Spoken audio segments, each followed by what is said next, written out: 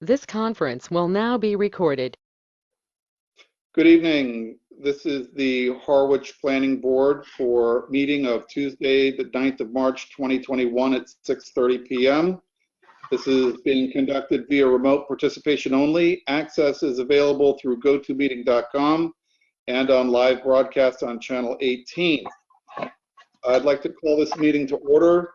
Pursuant to Governor Baker's March 12, 2020 order suspending certain provisions of the open meeting law, General Law, Chapter 38, Section 20, and the Governor's March 15, 2020 order imposing strict limitations on the number of people that may gather in one place, this meeting of the Harwich Planning Board is being conducted via remote participation. No in-person attendance of members of the public will be permitted, but every effort will be made to ensure the public can adequately access the proceedings as provided for in the order. I'll do a quick roll call of the members present. Duncan Berry is here because I am he. Craig Chadwick. Craig Chadwick here. David Harris, not here. Joe McFarland, not here. Mary Maslowski, not here. Alan Peterson. Alan Peterson here. Arthur Rouse. Arthur Rouse here. Bill Stoltz, not here. So so do I have that right? We only Shows have, that Bill's on. yeah, Bill, could you identify?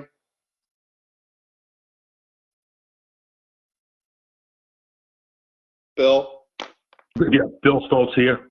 Okay, thanks. Because if we don't have you, we have to have all five of us, or a minimum of five. So we have a public hearing continuance request. I'll read it in and we'll go from there. First item is PB 2020-24, 195 Queen Anne Road, LLC as applicant, George A. McLaughlin III as manager, Daniel A. Ojala, PE, PLS as representative, seeks approval of a site plan review special permit and a special permit for structures with a gross floor area in excess of 7,500 square feet and 20 or more new parking spaces pursuant to the code of the town of Harwich, sections 325-55 and 325-9 and -51, to construct an industrial warehouse / contractor structure, 7 bays, 9,000 square feet. The property is located at 195 Queen Anne Road, map 58, parcel F1-2 in the I-L zoning district. Hearing is continued from January 12th, 2021. And I understand the applicant has requested a continuance to March 23rd, 2021. Mr. Chair? Yeah. I'd like to make a motion to continue PB 2020-24 to March 23rd, 2021, no earlier than 6:30 p.m. Craig Chadwick, second. Thank you, Mr. Chadwick. We'll have our vote. Duncan Berry, aye. Craig Chadwick. Craig Chadwick, aye. Alan Peterson. Alan Peterson, aye. Arthur Rouse. Arthur Rouse. And Bill Stoltz. Bill Stoltz, aye.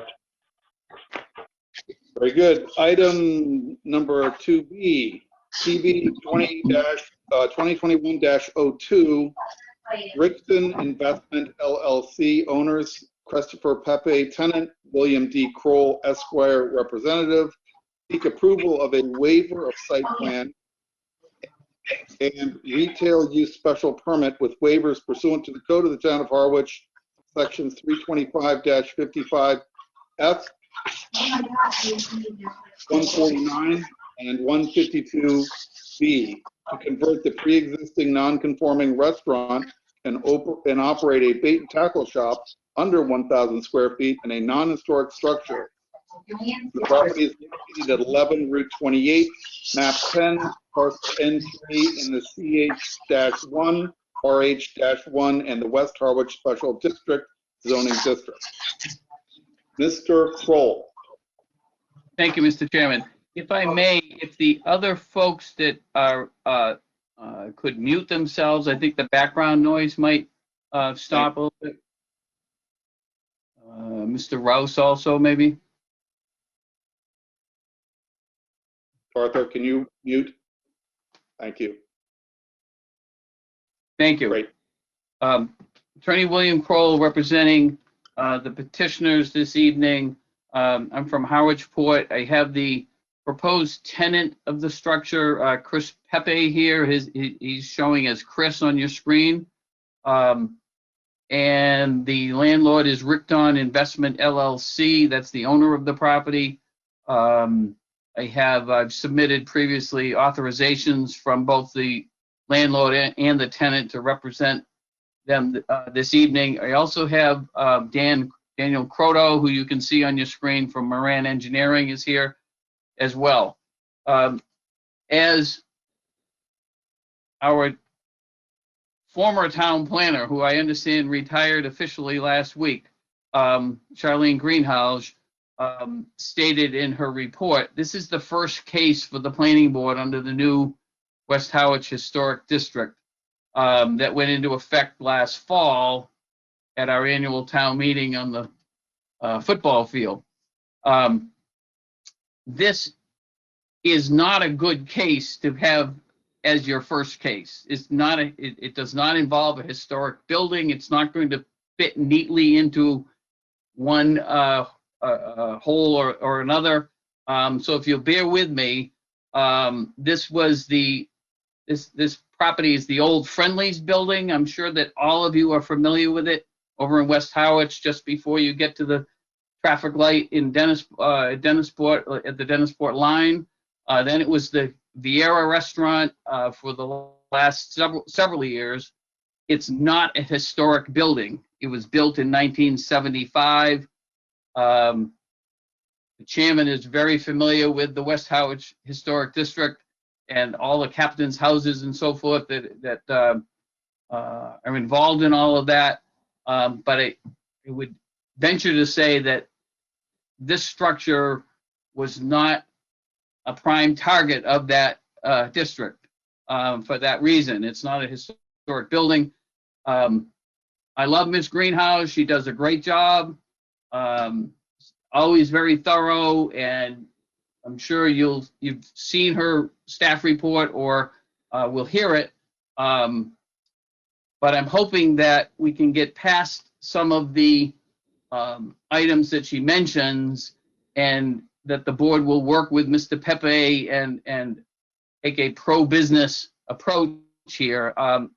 As you hopefully know, I try to be very well prepared for all of my hearings, and Ms. Greenhouse is saying in her report that the site plan is not adequate and that there's no zoning compliance table on any plan, and the floor plan is not adequate, and she can't read the site plan we submitted. Other than that, it's perfect. There's reasons behind all of that, all right?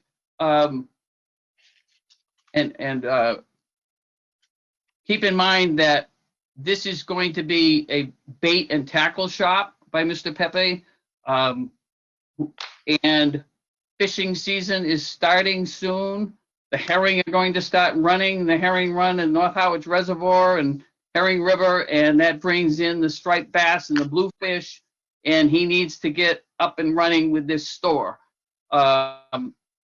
So that being said, what we're asking for tonight under 325-55F of the bylaw, and I want to quote the bylaw, is we're asking for site plan special permit waiver by the board, okay? So first of all, we have not submitted a site plan because we're asking for a waiver.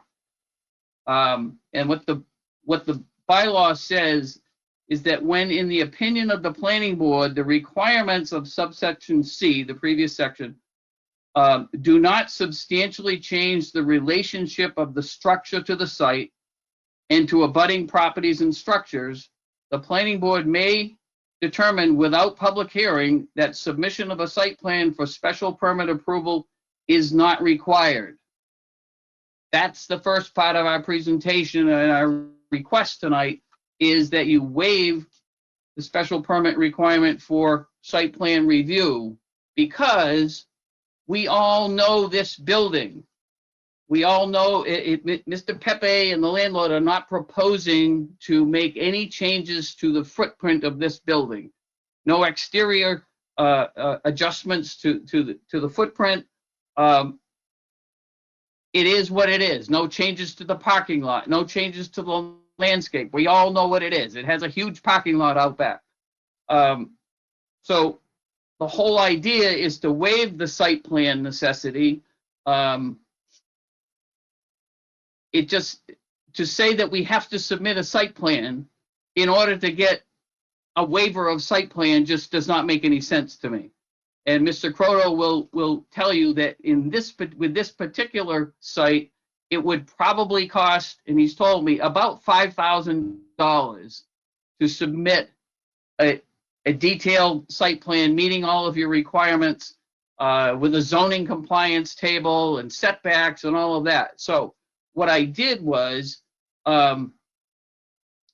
I obtained a copy of what Friendly's had submitted from both the Board of Health and for the septic system, and from Charlene for the Planning Board back in the 80s.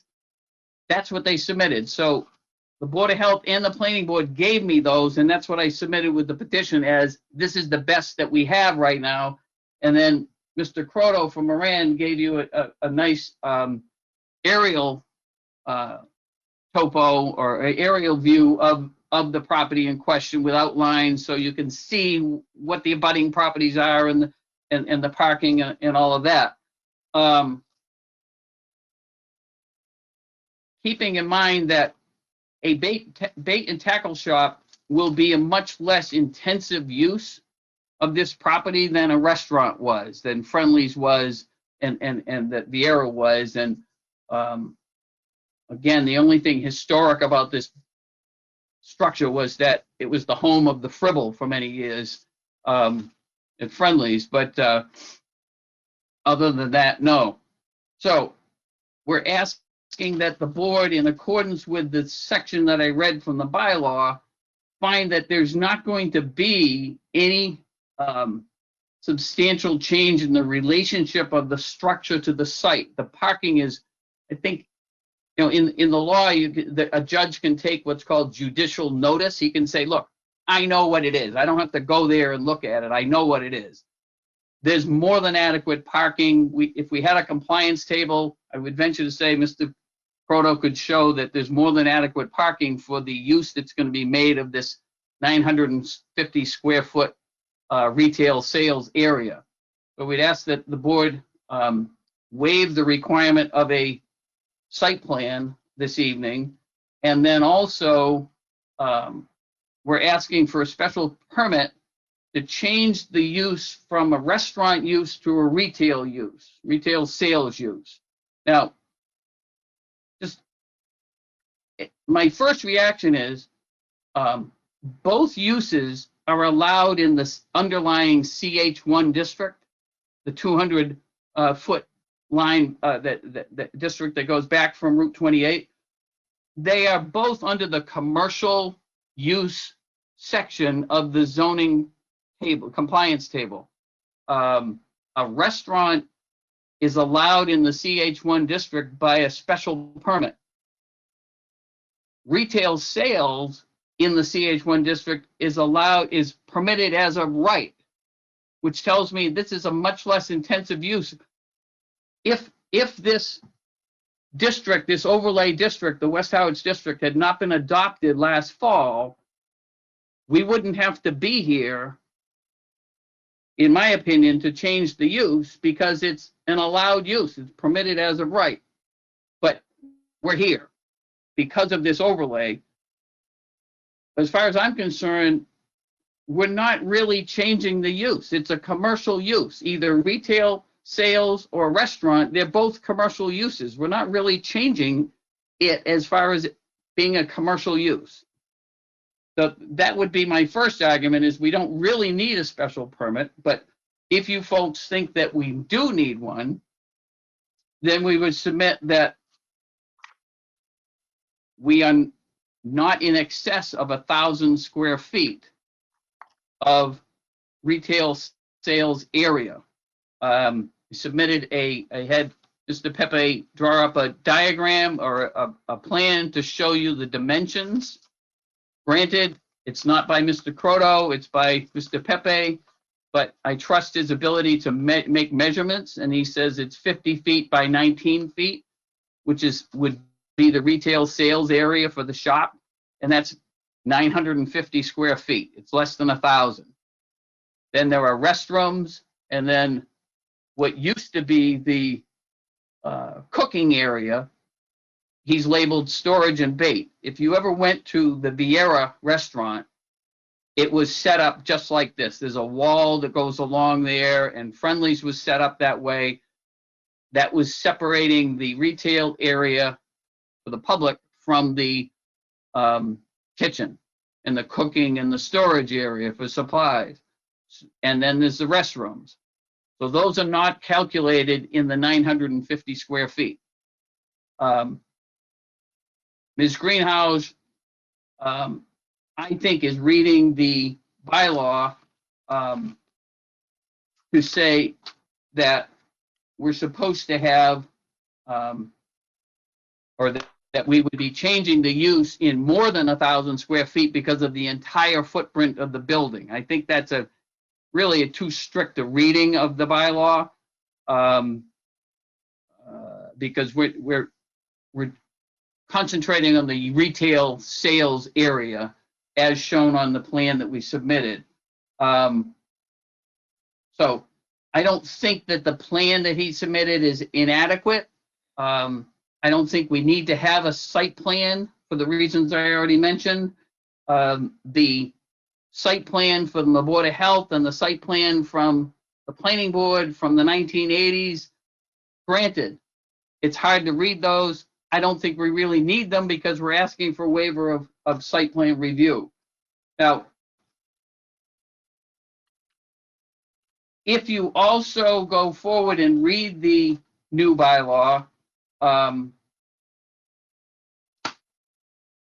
there is the section that talks about the, which is 325-152, if you're changing, altering, expanding a pre-existing non-conforming use and or structure, subparagraph B says if it says a pre-existing non-conforming structure or use may change or expand up to 1,000 square feet of building footprint or exterior of building or site area. But then it says, or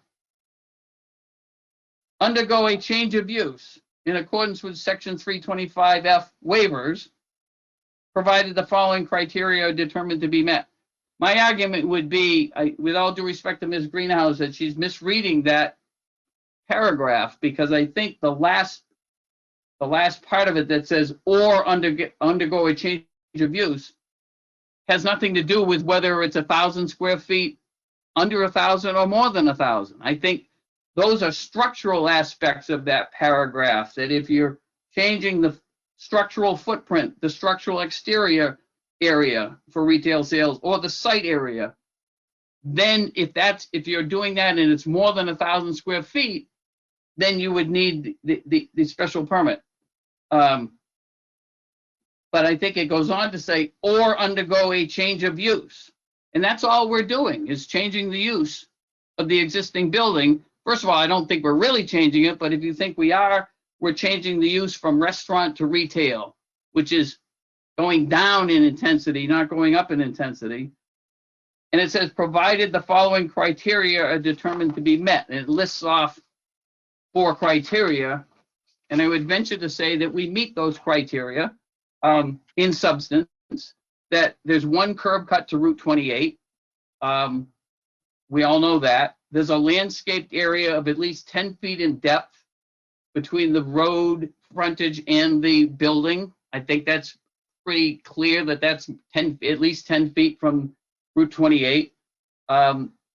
The specific change or expansion shall comply with all dimensional standards in subparagraph A. I'll address that in a minute, in a moment. And there should be no demolition of an historic structure. There's no demolition going on. So what about meeting the standards? And then it goes. Then it goes on to say. Well, let me just concentrate on number 3 there. Does it meet the dimensional standards set forth in A? It does not meet all of them exactly. It talks about road frontage on 28. It talks about setback requirements from the road and the sideline. We may not be meeting a 20-foot sideline setback. We don't know for certain until we have the site plan, if we had to have one. But here's the thing. In number 5, it talks about that the board can waive or modify these requirements if it finds it will not substantially derogate from the purpose or intent of the bylaw, and that such waiver or modification may be granted without substantial detriment to the neighborhood or overall public good. In other words, your standard criteria that you use all the time for issuing a special permit. Now, it does say that that paragraph applies to historic structures. It's beyond me why it wouldn't apply to non-historic structures. But I think the board could hopefully have a little latitude and say that, yes, we could grant this special permit because it does not substantially derogate from the intent or purpose of the bylaw. Now, we also have a letter from one of the abutters that I submitted to Ms. Eldridge today. I don't think she was able to distribute it to the members, but so may I read, Mr. Chairman, may I read the the letter? It's Please. short. Okay. It's from attorney Karen Jennings Flynn, who has an office in Chatham, and she represents the property at, the owner of the property at 12 Silver Street. And 12 Silver Street runs up or abuts the rear of the lot. Not exactly where the pavement is, but they're at the, if you're facing the building, it's at the far left corner is where their property starts. Far left corner of the parking lot is where that abutting property starts. So that's an immediate abutter on the east side. And she says, on behalf of my client, Blue Rock Silver Street LLC, the owner of 12 Silver Street, I am submitting this correspondence to acknowledge their receipt of written notice pertaining to a hearing to be held relative to the pending application identified as PB 2021-02 of Rickton Investment LLC and Christopher Pepe. Please be advised that my client has no objection to the application and wishes Mr. Pepe good luck with his endeavor. I also talked this afternoon with the owner of the property that does directly abut the parking lot on the east side, which is 17 Route 28. So when you're facing the parking lot from Route 28, facing the building and parking lot, she is the immediate easterly abutter to that parking lot, where I would venture to say most everybody parks. Her only question to me was, is he going to sell guns and hunting equipment like bows and arrows? Because she's got some children and grandchildren. And the answer was no, neither one. And she said, okay, I'm fine with it then. And her name is Janet Donahue. Disclosing that she's a client of mine, but she asked me to ask that question. She was going to call in, and she said, based upon those answers, that she probably would not be calling in, that addressed her concerns. So she's the immediate, we've got the two abutters to the parking lot on the east side that would be most directly affected. I have not heard anything from Chase Library. I don't know if they submitted anything, but I have not heard anything pro or con from them on the other side.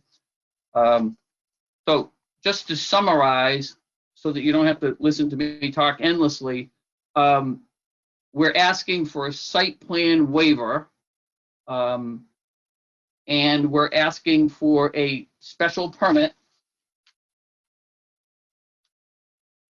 to allow for a change of use from a restaurant use to a retail sales use for a bait and tackle shop in accordance with 325-55F that allows you to issue such waivers and in accordance with the new overlay historic district section 325-149 on the grounds that the proposed use does not conflict with the purpose of the district, as retail sales are allowed in the district in a non-historic building pursuant to the new bylaw. Now, if he was going to, my last item was that I wanted to address was if Mr. Pepe was going to expand this retail sales, then he would come back to this board for that approval. So we'd ask that you grant the site plan waiver and the special permit as requested this evening. Thank you. Thank you, Mr. Kroll. Mr. Chairman? Yes, can we hear from the board? Mr. Chadwick? Thank you. Before we go any further, can we just clarify that the memo drafted by Charlene on March 2nd, 2021 said public hearing will have to be opened. However, the hearing cannot proceed until such time as the necessary documentation has been submitted showing abutters were notified by a certified return receipt mail. Do you know if that's happened, or Megan maybe, or Attorney Crowell? But the abutters notices, I'm sorry, I meant to mention that. I did submit to her the $315 check she wanted for the special permit, the municipal lien certificate, and all the white receipts for all the certified mail notices. Those all went into Elaine last week sometime. Thank you, sir. I can confirm that. Mhm. So I think before we get to the board, I think we should hear from Megan to deliver the staff comments, if we may, just to have them all out on the table. I do, thank you. Comments from other boards, departments, and committees. The Health Department will require a passing Title V inspection to be submitted prior to the building permit approval due to the change of use. Fire, Police, Conservation, DPW, and Highway have no concerns or issues. Engineering has indicated to see planning staff comments below. Planning staff comments are as follows. 1, on February 9th, 2021, the town engineer and interim town planner met to review the application and plans. Based on that review, the following comments, questions were sent to the applicant's representative, Attorney William Kroll. A, an additional fee for $315 is required as the request is for 2 different items, waiver of site plan and use special permit. B, the site plan as submitted is not adequate. In part, it is well over 35 years old and is not legible. C, additionally, there is no zoning compliance table and no parking compliance table. D, the floor plan as submitted is not adequate. E, the entire building is changing from a restaurant use to retail sales, including storage for retail sales well in excess of 1,000 square feet. Within the parking requirements, 325-39A, commercial uses schedule, only 30% of the floor area can excluded for storage area for the purpose of determining the required number of parking spaces. F, no municipal lien certificate was filed. As of this morning, March 2nd, 2021, these items have not been addressed. 2, the application request is for a waiver of site plan and a special permit for retail in excess of 1,000 square feet. It is clear in the bylaw provided above that retail over 1,000 square feet required a site plan review special permit. To confuse matters further, the narrative speaks to only 950 square feet for retail use. The waiver request is not reasonable, as this is a commercial use and site and should be treated as such. 4, at this time, staff recommendation is to A, continue the hearing to a date and time certain to allow the applicant additional time to provide the necessary and required information, or B, procedurally deny the application as incomplete. 5, alternatively, the applicant may also request a withdrawal without prejudice of the application. Thank you very much. If I may, Mr. Chairman, a clarification on that? Yes, Mr. Cole. Okay. I did discuss prior to filing the petition that with Ms. Greenhouse that we wanted to go forward with the hearing tonight anyway. And in her staff report, she did not indicate that as an option. But then I called her up once she emailed it to me, and she said, "I'm sorry." She immediately said, "I'm sorry. It was an error." So she immediately sent an email to Elaine Banta at the Planning Board, Joe Powers, the town planner, and Megan Eldridge, assistant town planner. And she said, "Hi, Bill, within the body of the email below, there is an error. You have not requested a continuance for your application. Your hearing is slated to go forward on March 9th. So she was acknowledging that I have the right to have the hearing tonight and have a decision made. Thank you. Thank you. Do we have any questions from the board here? Nice to see you, Mr. Harris.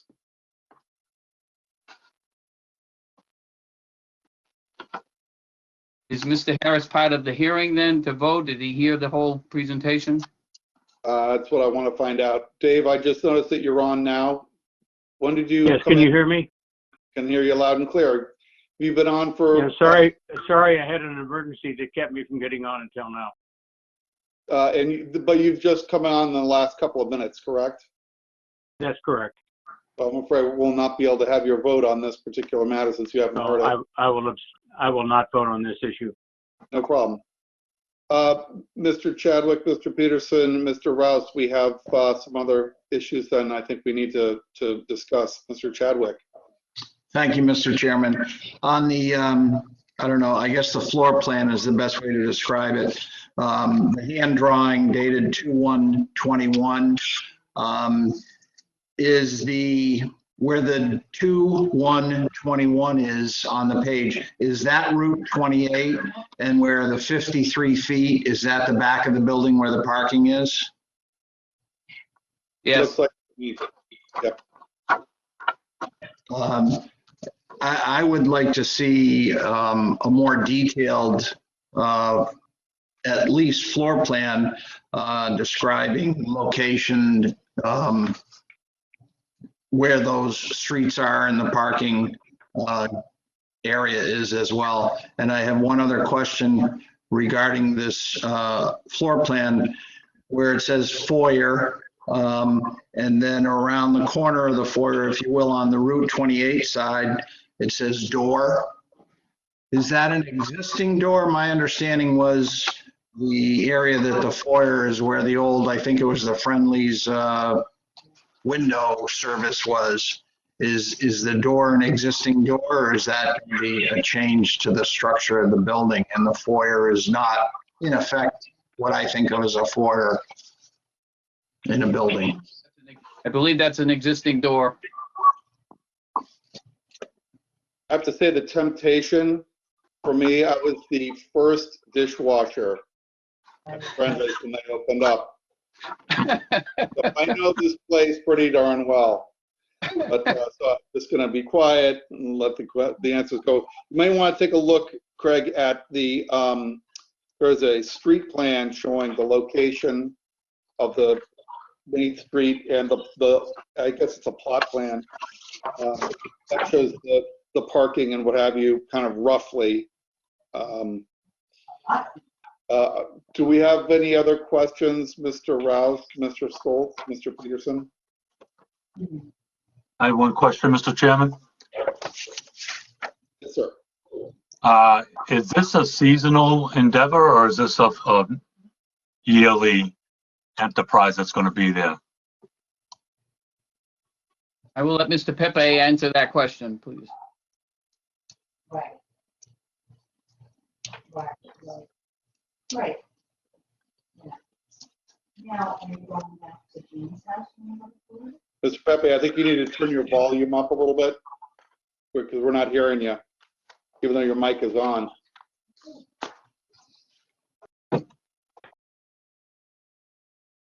Can't hear you.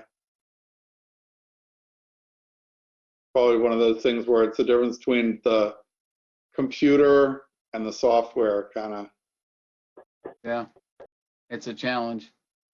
Can we come back to that? Sure. I mean, there should be. Do you want to I give us a believe- thumbs up? Hey, how I was gonna about this? say he could also type it in the chat. Right. You can type in the chat. You can also say, "Is this a year-round business?" Just Yes. yes. No. No. Yes, it is a year-round business. Okay. Yeah, very good. That was, pretty straightforward.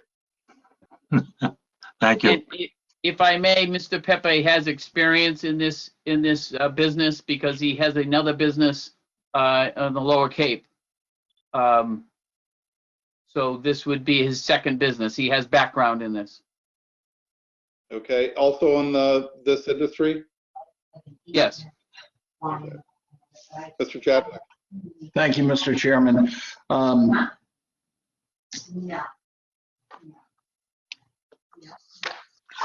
I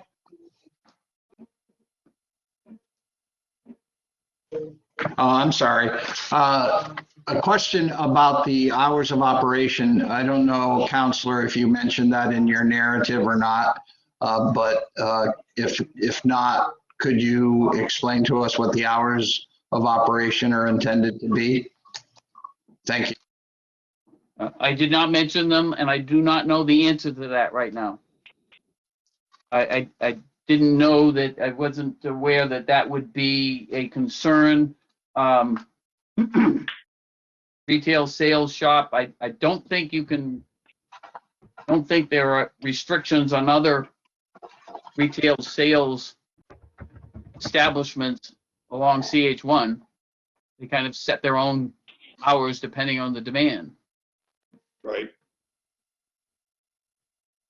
Well, my experience is that a lot of bait shops get going quite early, early bird, early worm story kind of thing. So usually the guys up in Riverview in South Yarmouth, I think they're open at like 6, I think, for the most part. So every, year round. So I don't know if you're going to be Chris, probably. would that be your intention, Chris, to open at 6?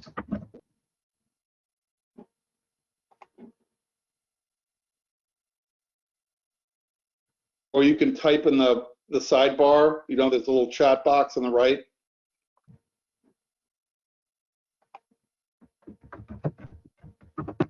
Chris, can you hear me all right? This is Bill Crow. Can you hear me? Would you be opening at 6 a.m.? Looks like he's typing. Can you do thumbs up for 6 a.m.? Yeah, okay. And when do you think you would close? Would that be 6 p.m.? 6 a.m. to 6 p.m. is what he is put in the chat box. Nice long day. Any other questions, Mr. Chadwick? Alan, looks like your mic's on. No questions. How about Mr. Stoltz? Yes, I have a few questions. Please. Excuse me. I'd like to know or make sure there is no retail display that can be viewed from Route 28, no boat storage or sales, and also no sales area outside, and no expansion of the inside retail space, and it should be stipulated in whatever we decide to do.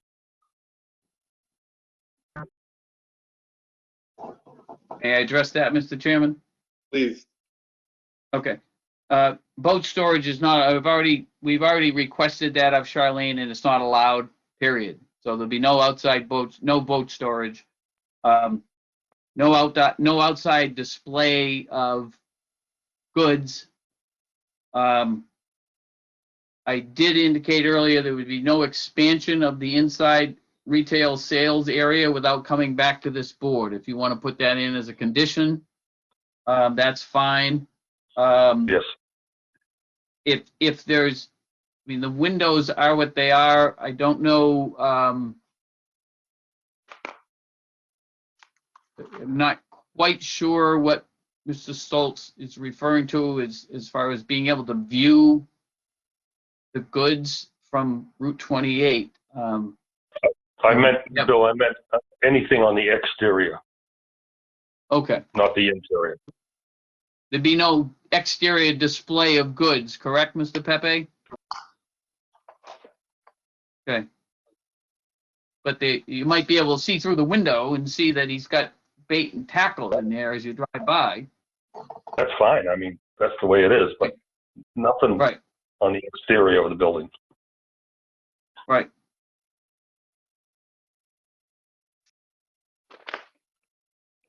Any other issues? My concern is that in just treating this as any other commercial application before the board, the planning board, is usually there's this compliance and parking compliance stuff, zoning compliant table. I'm less, freaked out about the floor plan, although those are SOP for everything else that comes before the board. I was wondering if there are any other members that have these concerns? Of course, Dave, you can weigh in, even though you can't vote.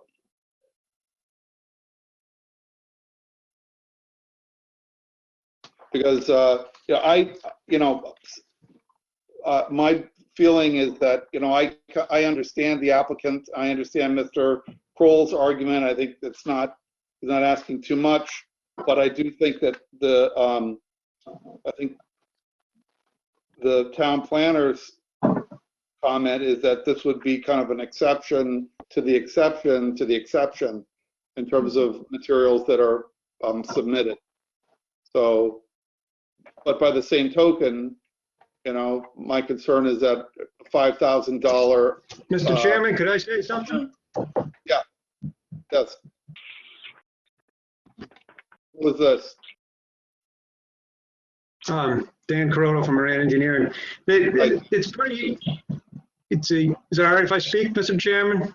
Please. It's getting broken up. Okay, thank you. It is a challenging property in that there's no recorded plan of this property or either property on both sides. That's why when the comments came up, well, can we at least give a zoning compliance chart? Very challenging because there is no recorded plan. The plans that Attorney Kroll sent to the board is the plans that are on file. There is a deed, but the deed refers to no plan, and neither do the properties on either side. So for surveying, it's a tough piece of land for a surveying company to come to give the setback required in a zoning compliance chart, and that's why we weren't able to supply that. So that's why if a survey is done, it's going to be costly.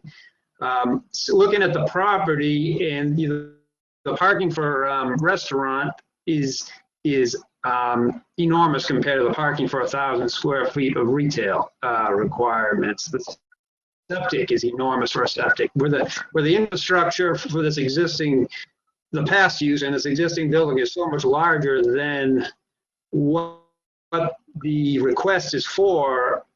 Just looking at the zoning bylaw, I would think that would be a real good reason for that waiver to be option. And then also where the restaurant is a nighttime business and this is a daytime business, I would think that would be right. That would be less of a use too. There is an earlier time, but even restaurants I think have delivered early. Mr. Chairman. So I think I just want to point out why it would be a challenging survey to produce. Thank you. Mr. Chadwick. Thank you, Mr. Chairman. Do we by law have to have some type of parking drawing if not a complete site plan or the table, because I would agree with the comments. I took a ride the other day and the parking lot is huge, and I'm sure that that it would comply with the calculations that were required. But from a perspective of, is there a requirement for a handicap parking space, and how do we know where that would be located and the legality of it, that type of thing. So I guess that's an outstanding question. And then a second question, this would be for Attorney Crowell. If I understood correctly, you're saying that based on your interpretation, a site plan is not required because of this change in use. What type of change in use do you believe would require a site plan?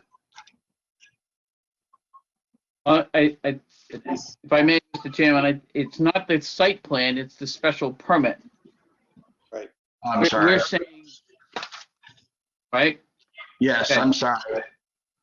Yeah, so if you were changing from restaurant to residential, just to Okay. dramatize, I think then you would need a special permit. Yeah. Or perhaps if you were going from retail sales to a I think even restaurant, retail to restaurant, doing the opposite change would. right, then you probably would have to have a special permit. The But here increase of needs. with- To just say one thing more, if I could. Okay, please. If I could say one more thing, the parking for retail is just one spot for 150 square feet. So if it's 1,000 square feet, we're looking at 8 parking spots required. And the plan that we did submit, just the aerial overlay with the lot, does show 2 handicap spots right in front of the building, and then there's 2 opposite that to the against the fence to the east. That's why we did the best we could with what we had to work with. But So, there's no legal requirement to have a site plan. I mean, that's the function of the board granting a site plan waiver. Again, why do you have to have a site plan if you're asking for a waiver? I'd like to ask the Assistant Town Administrator about the legalities that were inquired by Mr. Chadwick. Is the parking plan a requirement by law? Is that something you know and can answer definitively? It's not something that was included in Charlene's staff plan review, so we would need to go back to the zoning bylaws to find that out, which I'm happy to do.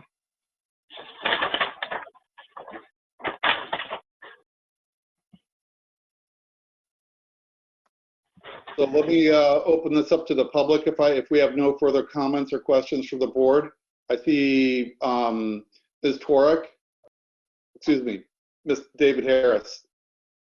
Yeah, my question is, and it may have already been covered and I was either didn't hear it or was not on at the time.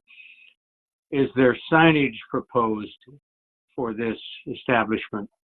Thank you, good question. There has been no request for signage as yet, but we have to have a permit for that. You have to comply with That's correct. the permit process. Okay. Ms. Torek, I see is on, or Mr. Torek is on, and I suggest, I'm curious as to whether or not they're here as visitors, or I believe Ms. Torek is on the board of the abutting Chase Library. I'm sure you probably have something you'd like to intone to our board. Please unmute yourself and welcome to the planning board meeting. Thank you very much, Mr. Berry. And I did not respond in writing to the abutters notice because I was not sure that the parking would be part of this process. And the only reason Chase Library is concerned about parking is that the library itself is a landlocked library. So the only way our patrons can get to our library is through the parking lot. And then we've always had the good graces of whoever happened to be the business on the site would allow us to park at the very far end of their lot so that our patrons could get into the library. I felt that was more of a civil issue than a planning board issue, but and I certainly would love to be able to just have a gentleman's agreement on that. But I think that you know, it's good for the board to understand that that's where Chase Library would be interested if there were a formalized parking plan. Then I think we might need to be more involved. Right. I'm not sure how we go about doing that, but I can learn. Right. Good point. And I think that that's, I'm with you. I don't know if I'm speaking out of turn, but I think of these things, if they're handled informally and we have, you know, people of goodwill that are neighbors, tend to work these things out without, especially when you've got just acres of pavement there. It's a large area. And, and this is my dilemma. I don't know if anybody else on the board feels this way. I'm concerned about the formalities raised by the former town planner, just about conforming to the standard practices for these requests. But by the same token, I'm torn by the simplicity and the directness of the change of use and the material that we have on hand. So, you know, I kind of torn right down the middle, and I think it behooves the board to resolve my dilemma tonight, or continue to find out and to get more specific about the protocols that are requested at this point going forward, as opposed to what the standards and practices were in 1975 when the building went up. And so, you know, is this, how are we going to do this? So, Mr. Chairman. Mr. Chairman, if I may. Mr. Peterson. Just quickly, because this is the first time this is being used in this district, is this I mean, technically it's a precedent-setting case right before us, so I think I kind of understand what you're saying. Like, you know, do we throw out all the procedures that we had before? But if we do that, will that going forward, will that set a precedent for the other cases that would come before us? I don't know how many would, but. Well, materially, the one question I think that Mr. Kroll pointed out correctly is that this doesn't impinge on the special district concerns. Hello, Ms. Maslowski. Welcome. We don't have we're not dealing with a historic property, and we are dealing with an existing commercially zoned area. It's just a definitional change about what the use is. Perhaps Ms. Maslowski could help us clarify the legalities of this application, even though you're late to the game and you can't vote on this. We appreciate your presence. Bring us up to speed. I'm happy to. So I don't know whether I describe the scenario properly, but we have a situation where we have a kind of a straightforward application to get a waiver of a site plan and to get a special permit to allow a change of use. And the documentation was not according to what the standards and practices have been in the planning office of late, but by the same token, the waiver, the site plan would be an onerous burden on the business owner, because you're starting from scratch. It would basically have to be completely redone because there's nothing satisfactory on the books. So where are we? Which application are we on? Sorry, this is for the reuse of the original Friendly's restaurant on Route 28, I think 17 Route 28 in West 11. Harwich. 11. And it's the former Viera, and they'd like to redo it as a bait shop. And in the material, it's a kind of a hand-drawn plan, which is definitely not what goes on file. But it's very clear. I mean, this is a simple box space with very simple dimensions. So, we might get more information from, I don't know how much, so it's, we've got some tough trade-offs here. That's the way I'm looking at it. I don't know. I see Alan nodding, so do you have any kind of immediate reaction to this dilemma?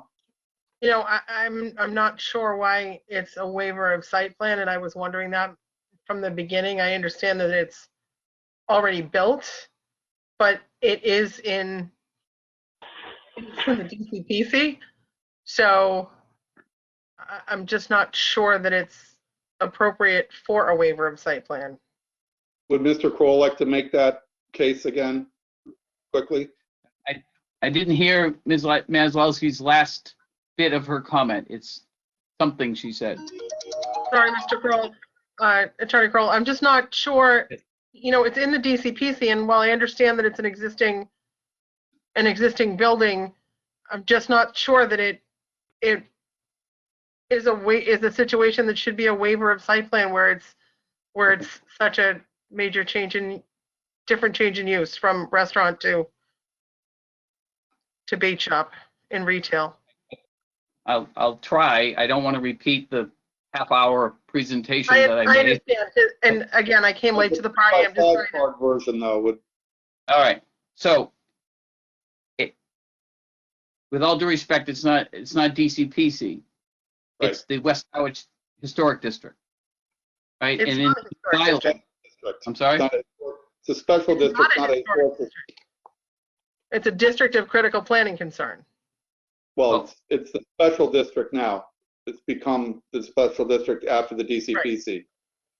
Right. Okay. I think we're saying the same thing. So in any event, under the new bylaw, the new bylaw says that you can request a site plan waiver pursuant to 325-55F, which is your standard section for site plan waiver.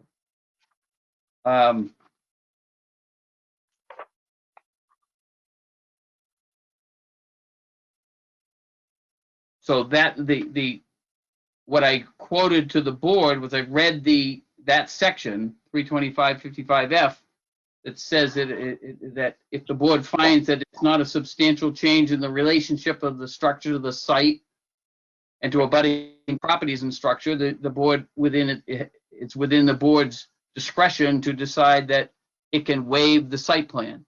And what you didn't hear was there's never been a plan made of this property, a survey of this property ever. Mr. Croto from Moran Engineering said it would be about $5,000 to generate a site plan, and we're asking for a waiver of the site plan. So the town plan is saying, but you need a site plan in order to have a waiver of the site plan, which doesn't make any sense to me. It just goes around and around in circles. So we've requested a site plan waiver under that section of the bylaw. And as far as change of use, with all due respect, I disagree that it's a substantial change of use. Our argument is, first of all, it's not really a change of use because it's under the commercial use umbrella. Both uses are under the commercial use, are listed in the table, one right after the other, retail sales and restaurant. A restaurant in the underlying CH1 district is a special permit from the planning board. Retail sales is a P. It's permitted as of right under the zoning table. So our argument is we're not really changing the use. It's commercial. They're both commercial. If you think it's a change of use, it's a much less intensive use of this property to have a bait shop that only needs about 10 parking spaces when we have a multitude of parking spaces. I think Mr. Pepe indicated he would have no problem with an informal agreement with Chase Library here, with its representative, Ms. Twerk, that he would allow the historical use of the back side of the back part of the parking lot for the library patrons. So if the concern is you want a more detailed plan of a floor plan and perhaps some kind of a zoning table if that's the tipping point to all of this, then I have a suggestion. Grant the special permit this evening. Let Mr. Pepe get going so he catches the fishing season that's going to start very shortly. Tell us to come back like November 1. See how let him have his business for the season. Come back November 1. We'll submit a floor plan and a zoning compliance table.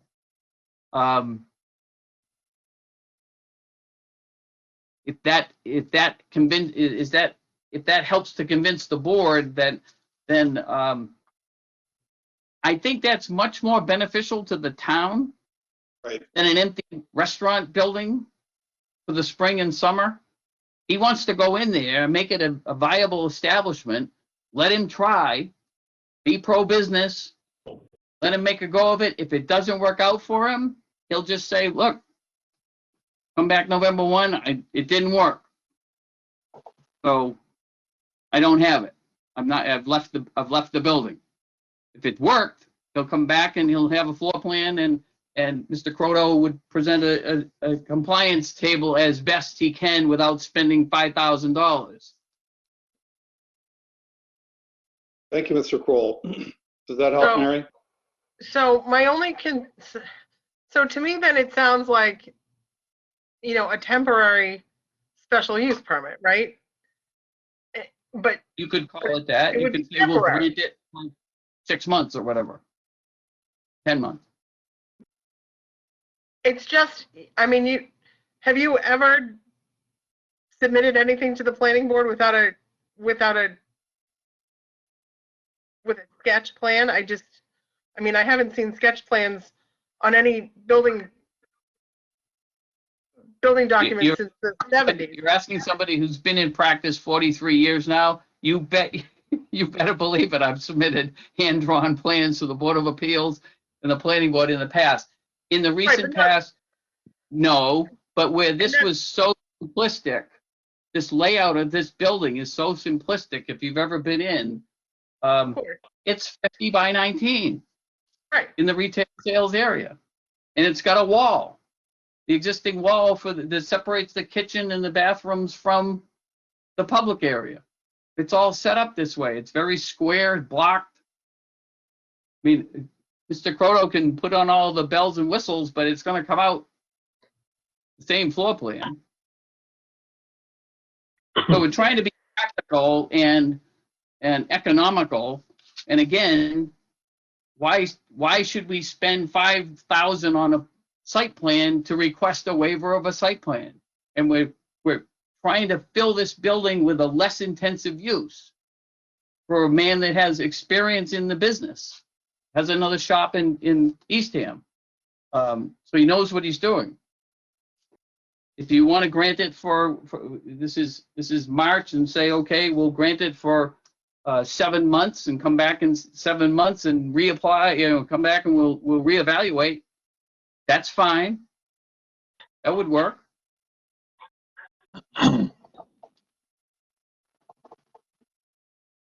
My only comment is the same. It's unusual to have a sketch plan in the last, say, 15 to 20 years, right?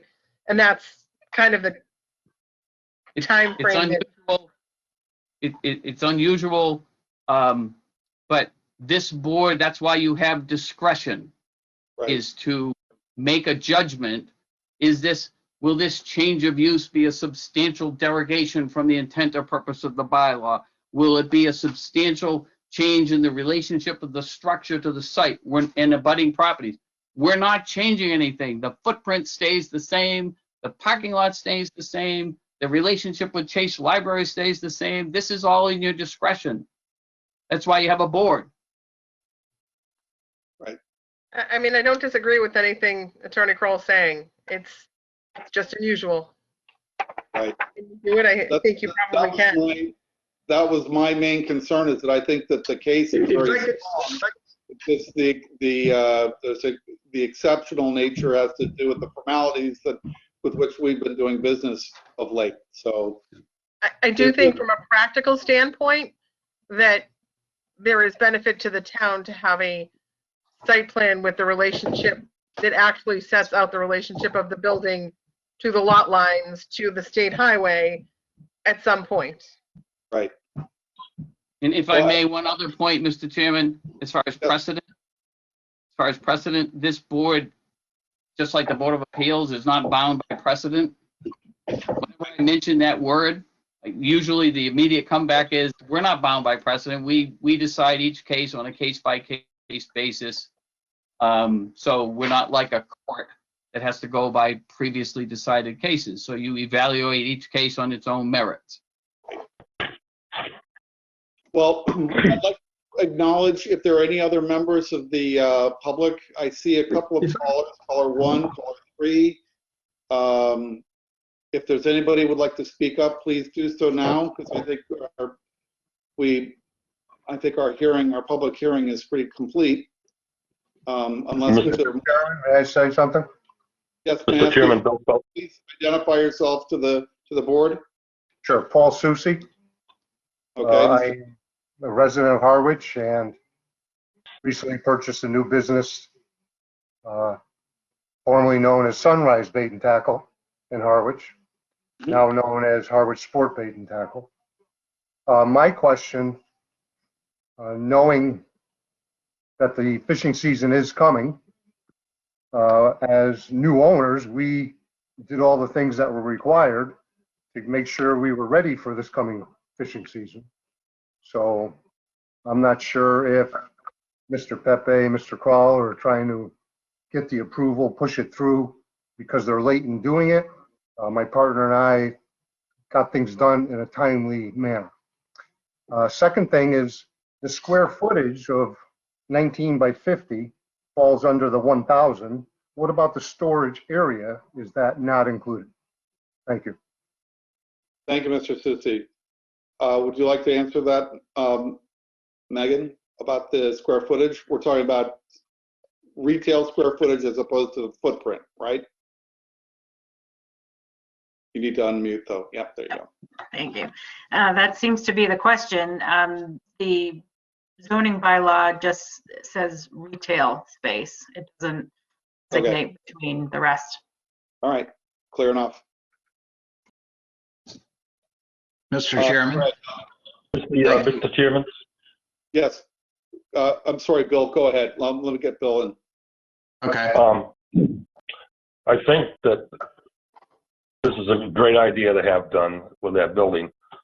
But I think one of the ways around the site plan thing to get around it would get a certified plot plan from Dan, and that's not a real big deal to do. That would show us where the building is on the lot. And I think that would be a good reference for future changes.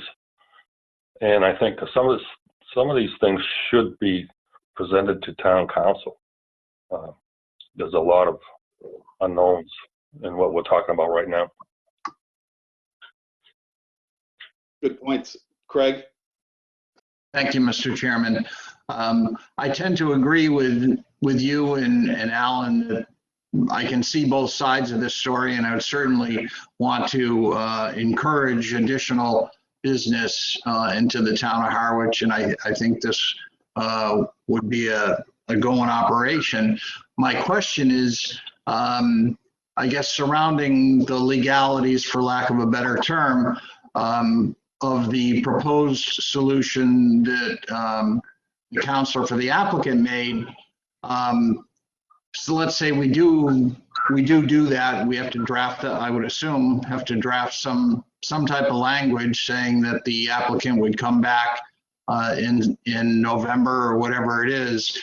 But what would happen if the applicant did come back in November and said, you know, yeah, it was a good year and everything, but I don't want to submit a site plan now. Basically, anything could happen moving forward the next fishing season. The applicant can come back, I guess. Could the applicant come back to us and say, you know, I want to go through the same process I did in 2021? I mean, how do we ensure that whatever temporary solution we're proposing, when we get to the end of that temporary solution, how do we ensure that whatever is supposed to take place then does take place? Right. Mary, are you familiar with that? If you want, Mr. Chairman. Just one second, Mary, you dealt with that before? So I think I think it's just that you make it conditioned on a short term, and that it's not subject to extension without the filing of a site plan to back up the waiver of site plan, which I know it sounds crazy, but I think that's how it has been done. Okay. So it's not completely out of left field here on this one. I think it's all dependent on the conditions that we place on the use special permit. Right. Right. Mr. Kroll? Yeah, if I may, Mr. Chairman, I agree 100% with Ms. Maslowski.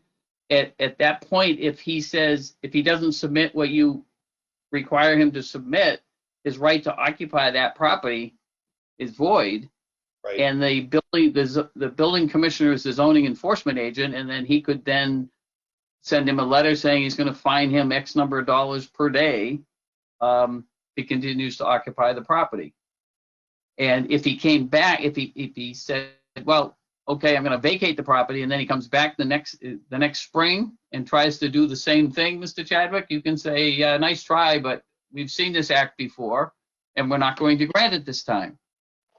You have control. You have control over the whole situation. I think the temporary use special permit is a good solution, good practical solution. He gets to go in, he gets to make a run at the enterprise, comes back, submits what you want, has to. Right. Everybody wins. Just a technicality here, Mary, I wanted to get back to what Bill said earlier about the certified plot plan. Has that ever been used as kind of a substitute in a situation like this, or we have something on file?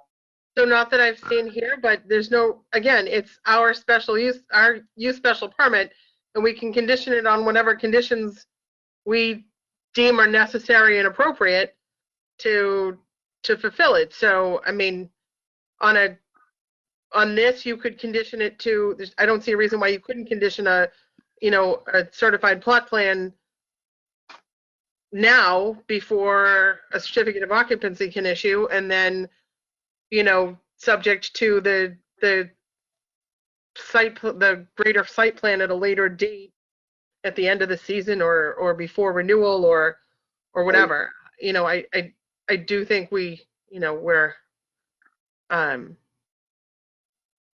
I do think it's all dependent on what the board decides are our conditions for moving forward. But, I really haven't disagreed with anything Attorney Kroll said. Right. So Mr. Chairman, yes, sir. May we hear from Mr. Croto as far as the practicality of or the difference between a certified plot plan and a site plan? I don't know if there's much different, but I wanted to hear what his comments are.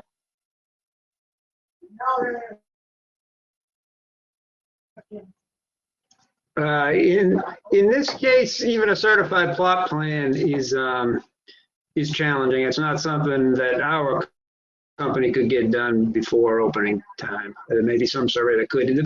The issue, speak to Bill about this, is that there's just not a recorded plan of the property line. So to come up with what are, the biggest thing with certified plot plans is what are your setbacks to the lot lines?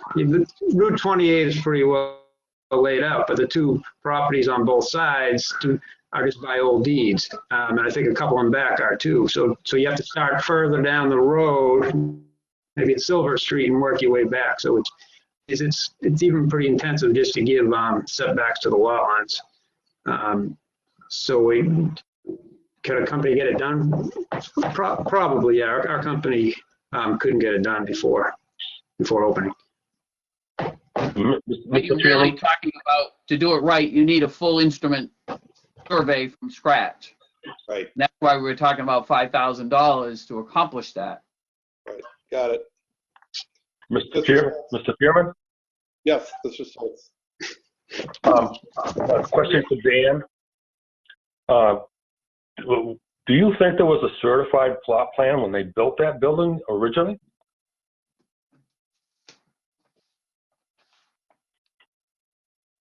There was just the ones that Attorney Kroll submitted. I think that was everything the town had.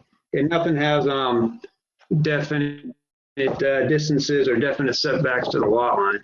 It shows the septic and the parking. So I don't think so, no. I don't think either the property on both sides on 28, I don't think they have anything either. It's just one of these old properties that doesn't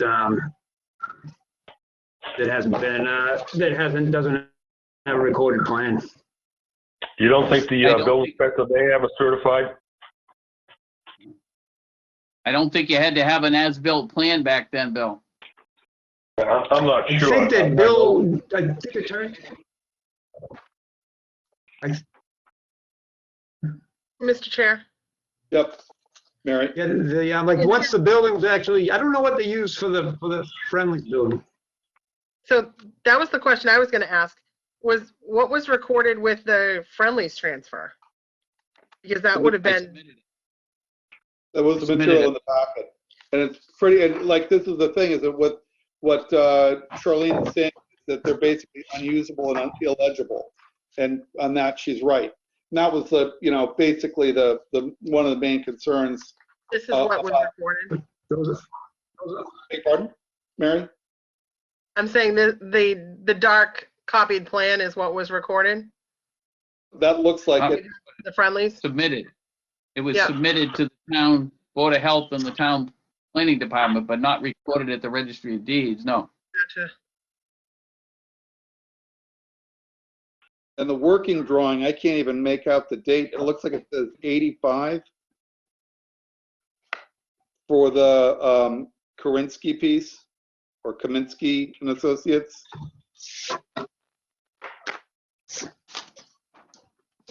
So even that is, kind of old. I believe there's an 86 and an 87. 86 and 87. So these are both drawing the correct. Metal 5. That's basically all we have. 86 and 87 for the septic system, yes. And on those plans, there's no bounds shown. So we're a lot of these older properties do keep us pretty busy. So again, we're just talking about a big square building with a square, a rectangular retail sales when they're doing additions, people be calling us. and a huge parking lot. Right.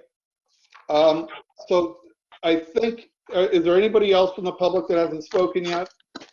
Because I think we're probably ready for the public hearing. I don't think I hear anybody. So we have a motion to close the public hearing. So moved. Second. Is there Greg Chadwick, second. Okay. And Duncan Berry, aye. Greg Chadwick, Greg Chadwick, aye. Alan Peterson, Alan Peterson, aye. Arthur Rouse. Arthur Rouse, aye. So Bill and Mary can't vote for us on this one. So what do you guys want to do with this? Bill Stoltz? Yep, Bill. Yeah, aye. Dave and Mary can't vote, Mr. Chair. Dave and Mary. Oh, Bill sorry. Bill can vote, though. Sorry about that. Bill Dave. better vote. Yeah. Got it. Thank you, Bill. Thank you, Alan. I mean,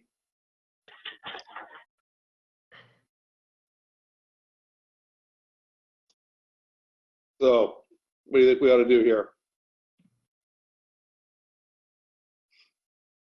Anybody have an idea for a motion?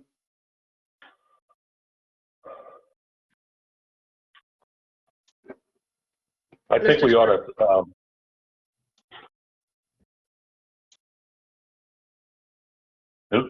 Mr. Chairman? Go ahead. Maybe we ought to, I think we ought to ask for continuance until we get some more information, especially from our town council, as No, to you whether we can't. can. You just closed your public hearing. You just closed your public hearing. You can't take additional testimony. So Okay. that's the problem. Yeah. Okay.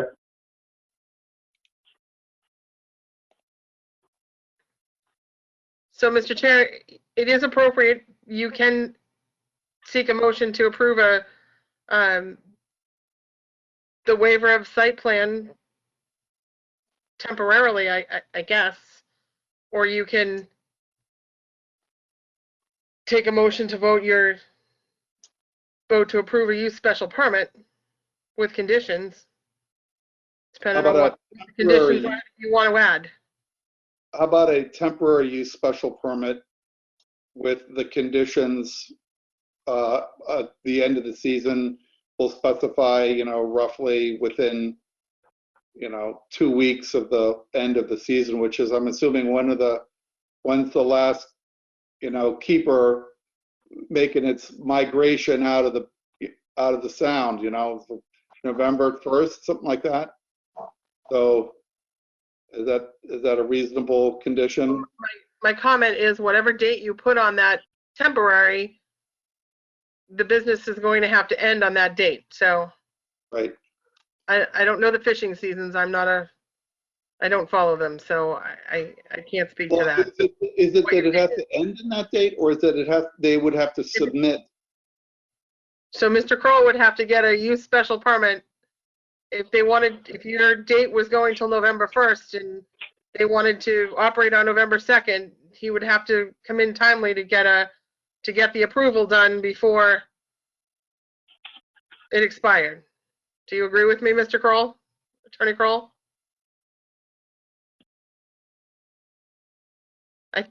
I do. We'd have to submit earlier to have a hearing before November 2nd. So if you went to December 1, then we could time it more towards after the end of the season. Right. Would you be comfortable with a use special permit without the temporary waiver of site plan? Or would you feel better with a temporary waiver of site plan that expired on the same day? I would probably lean towards the latter, but. Right. Was that a question to me, Mr. Chairman? Yes. It was.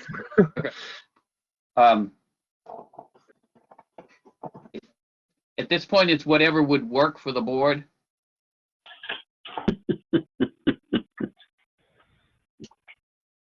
So if it's if you want a site plan, and that's your requirement, then we submit a site plan.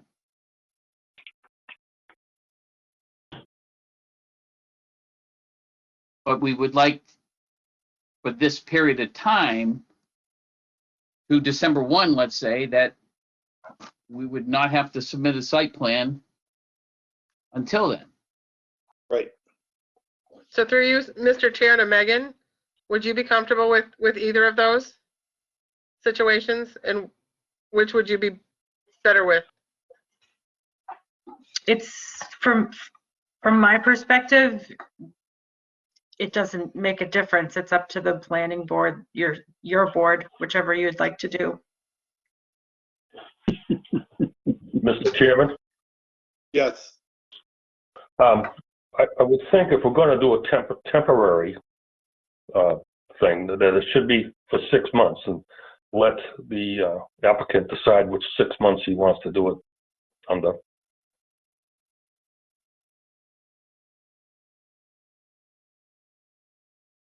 Why 6 months? I think 6 months is I would guess that the fishing season, for the most part, at least around here, will start maybe the end of April, and most likely end by October 30th or November 1st. I mean, it gets cold and a lot of people don't fish. And the fish Well, aren't here. Right. Well, I think we're looking at probably, not that this has any bearing on anything, but I mean, I've caught fish in the Herring River. I think April 9th was the first day I caught a schoolie. So I'm not sure whether or not he's able to get into business in the next 30 days, but I don't, object to the idea of having, so I think the idea of having a December 1st cutoff date is the easiest for the business owner, and it's not going to affect us one way or another. I think we can get somebody up and running and get that building in use and get some commerce going. I think that's all good. I think a lot of it has to do with whether or not Mary's comfortable crafting a motion that seems to accomplish what the minimum standards that we want and the workability on the part of the applicant. So, and if it doesn't make any difference to the administration, whether it's a temporary with a site plan, I think it's probably whatever the best language is that you think will work on this, even though you can't vote on it. Mr. Chairman, excuse me, it's Craig. Yep.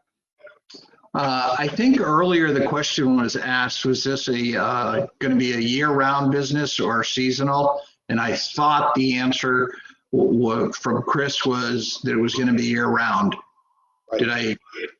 So okay, thank you. And if it is year-round, then, and we issue this temporary waiver for permit for 6 months or 8 or 9 months, whatever, in order to continue doing business, all of the conditions that we put on that temporary waiver would have to be met, correct? Right. For the applicant to continue business after that date. Correct. Right, Mary? So, yeah, I think we talked about it earlier, and Attorney Kroll agreed that he would have to come back timely enough to be able to have permitting through our board so that they could continue. So if we expired on November 30th, he'd have to be here for December 1st so that he knew he could have his 20 days that expired and he'd be ready to go with a new decision on December 1st. So, and I guess I would propose that and Attorney Kroll, raise your hand or shout at me if you disagree. I think the first vote that you could entertain would be a motion that the board approve a temporary waiver of site plan that would expire concurrently with any use special permit that may be granted by the board on the underlying application. I agree. Love it. Dave, did you have a question? The special permit Yeah, would be granted this evening. Right. Right. My question is that if we make it for a specific time, say 6 months, or by that, near the end of that 6 months, the applicant will know whether or not it's a business he wants to continue and whether or not it's successful. So I don't think we need to worry about the end of the fishing season. I think we need to address a reasonable time when he can decide whether it's a viable business or not. I think those really want a date certain. I think you want a date certain. I just think it's better for Yeah. both the board and the building department and the applicant to have a date that they know it's their drop dead date that they have to plan accordingly for, rather than have some floating time frame. Absolutely. I agree. I agree. Agree. So do we have those two motions kind of in rough cognitive shape to? So the first motion is you move that the board approve a temporary waiver of site plan to expire concurrently with any use special permit which may be granted on application PB 2020 1. 001. Is that it? No, 2020-1? 2021-02. 2021-02. Thank you. I'm in the wrong year. Second. We have a second? Second. Duncan Berry. Who made the motion? Somebody needs to make it other than me. Oh, somebody has to make it other. Can we do a so moved? Yes. Or do we have to? Somebody has to So do it moved. though. So moved. We have a motion by Dave Harris and a second No, by Alan Peterson. by Alan Peterson. A second by Second by Craig Chadwick. Greg Chadwick. Okay. Have a vote here. Duncan Berry, aye. Craig Chadwick. Craig Chadwick, aye. Alan Peterson. Alan Peterson, aye. Arthur Rouse. Arthur Rouse, aye. And Bill Stoltz. Bill Stoltz, aye. Very good. And we're going to have a second motion, I guess, has to do with use permit. Does somebody have a staff report in front of them or no? Yeah, we do not have language in that staff report for that motion. My question. So I would propose that the board move to approve a temporary retail use special permit with waivers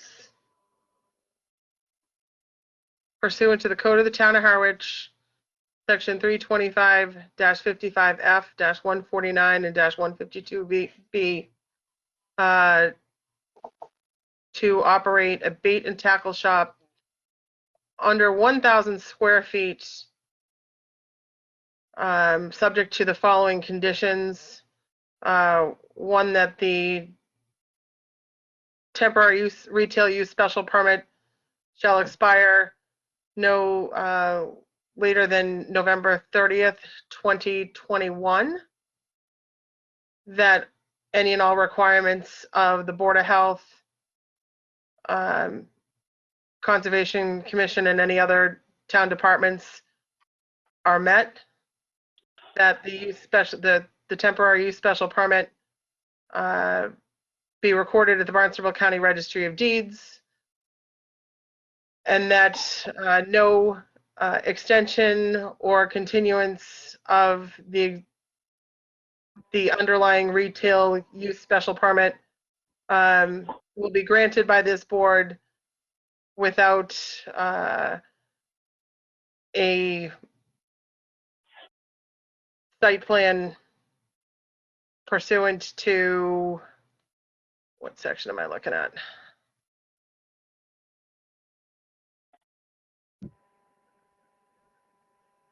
Without a what do I want to say? Without a site plan drafted to current standards and drafted to scale. Does that work for council? And does that work for administration? I'm kind of doing it off the cuff here, folks, so. Thank goodness for recording, right? Well, I'm going to so move that. Well, you wanted a comment. Let's get a comment from Mr. Cole and from Ms. Eldridge. So I think you did an excellent job off the cuff, Ms. Maslowski, and I I feel don't like I have, missed something, council. I don't have any issue with it. I'm sorry? I feel like I missed something, counselor. When you say drafted to scale, I think you probably want to say with a zoning compliance table. Yes, please. Thank you. So there's no confusion about that. Yep, thank you. Ms. Eldridge? I wanted to comment that about the zoning compliance table and the parking compliance table. The amendment for a parking compliance table. Is that satisfactory, Mary? Yes, Okay. I was struggling for language. You're doing an excellent job. Spectacular. Crushed it. And so we have a motion that's been articulated or expressed. Can we will we have it? Mr. Peterson moves it. Craig Chadwick, second. Mr. Chadwick seconds. Duncan Berry on the roll call votes aye. Craig Chadwick. Craig Chadwick, aye. Alan Peterson. Alan Peterson, aye. Arthur Rouse. Arthur Rouse, aye. Bill Stoltz. Bill Stoltz, aye. Thank you all. Well done. Well, thank you, Mary. Thank you, the entire board. Thank you for so much time and consideration. Thank you very much. I'm sure that the petitioners are happy, and thank you for spending so much time with us. Our pleasure, Mr. Kroll. Nice to see you folks tonight. All right, thank you. Good night. Good night. Next up, we have item 2C on the agenda, PB 2021-03, Deerfield Nominee Trust, William Marsh, TR as owner, seeks approval of amendment of a site plan review special permit and for a use special permit for manufacturing 2 bays pursuant to the code of the town of Harwich, section 325-51 and -55. Property is located at 4 Deerfield Road, map 45, parcel T1-7 in the I-L zoning district. So, Mr. Marsh? No, Mrs. Ledoux. Ledoux, sorry. Thank you, Susan. It's okay. This, I'm just seeing you come up on the screen now. Great. Yeah, I've muted myself for the first hour or so. Good evening, Susan Ledoux from Eastward Companies, presenting for our project. And if the board remembers, I think most of you were there in late 2019. You approved the 5845 square foot building, industrial building, 6 parking spaces for warehouse use. And we've now completed the building. We have 3 tenants, and we've completed the site, and I've submitted the as-built plan. I think you have that before you. It's 11 by 17, and a floor plan that states the uses that, or the uses of the units, and also a letter, and then a change of use proposal, a narrative for that. Those are the items submitted. So I'll quickly just go through.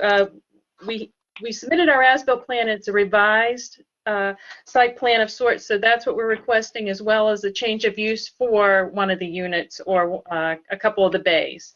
So I'll quickly go through what the changes were with the revised plan.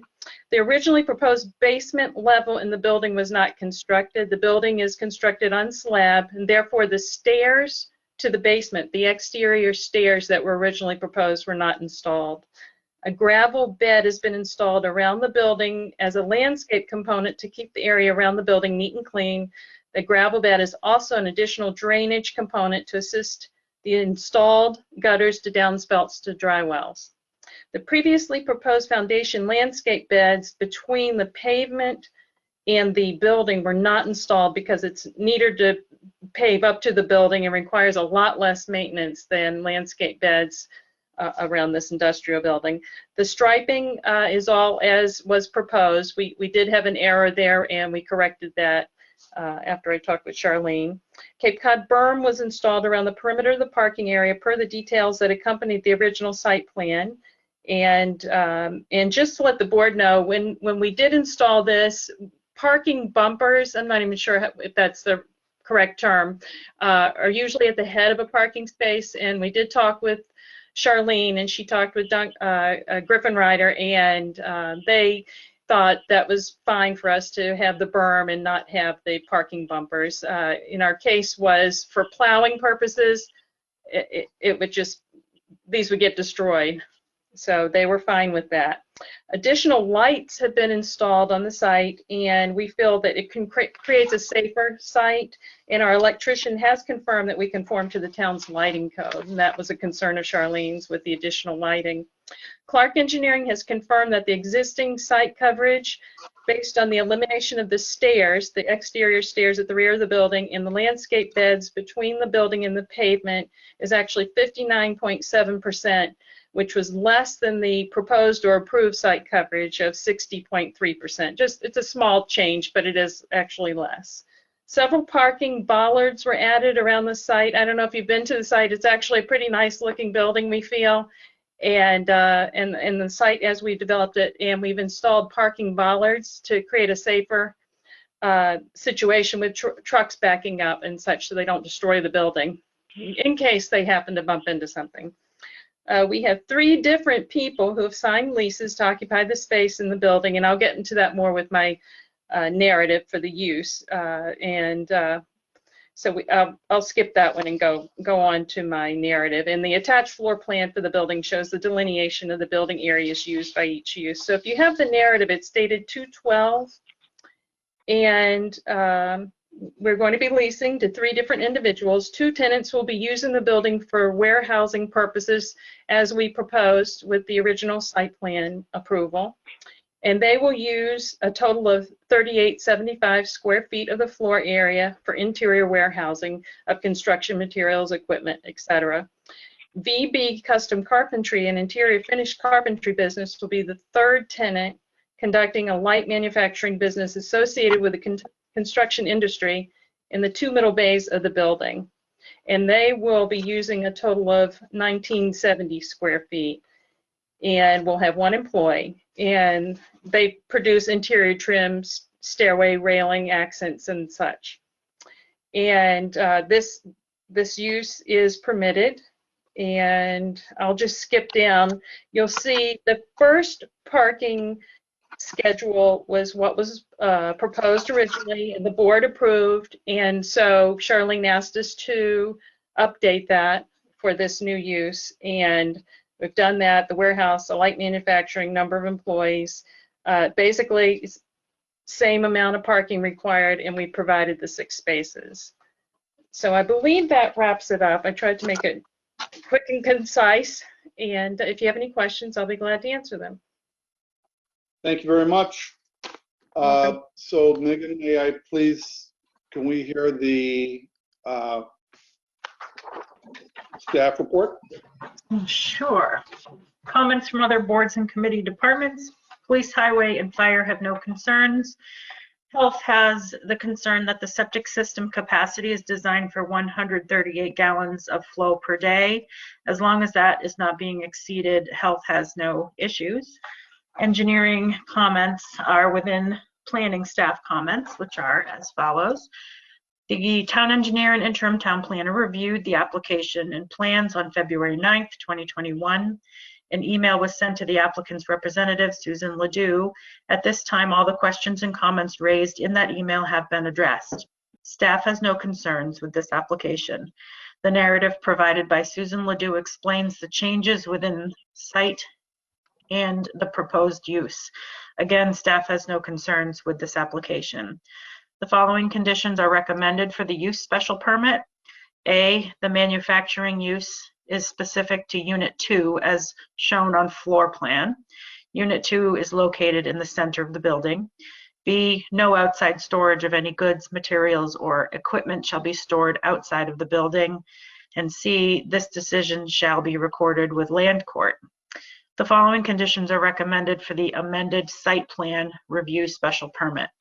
A, all conditions and other requirements imposed pursuant to case PB 2019-36 and as recorded as document 1284979 in land court shall be adhered to. This decision shall be recorded with land court. Thank you very much. Do you have any comments from the board? Questions for Ms. Ledoux? Questions for Ms. Eldridge? Yes, Greg. Thank you, Mr. Chairman. In this light manufacturing operation, I understand is woodworking, finished woodworking, cabinetry, trim, et cetera, I would assume. Is there a dust collection system planned for this section? And if there is, where does the exhaust fan terminate? Is there a fan in the back of the building, or does it go into something else? I don't know the exact answer to that question, but I assume that we will meet the standard of what's required. I don't know the answer to your question exactly. Okay, and I have a similar question. I'm just thinking about, I know that there is no storage allowed outside of the building.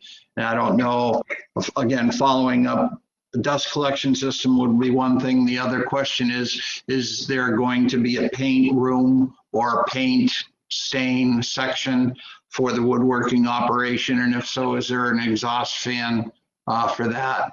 My concern or my question really is there's going to be any machinery or anything located outside of the building to address those two issues. No machinery that I know of, and I would think that will comply with whatever is required or is necessary for that use. But I don't know the exact answer to that question. Thank you. Mary, you have your hand up? I Thanks, do. Greg. Through you, Mr. Chair, to Susan. What's the reason for limiting the manufacturing use just to Unit 2? Well, we have 3 different tenants, and the other 2 are just warehousing, and that was all the space that each tenant wanted. Right, but wouldn't you typically be requesting for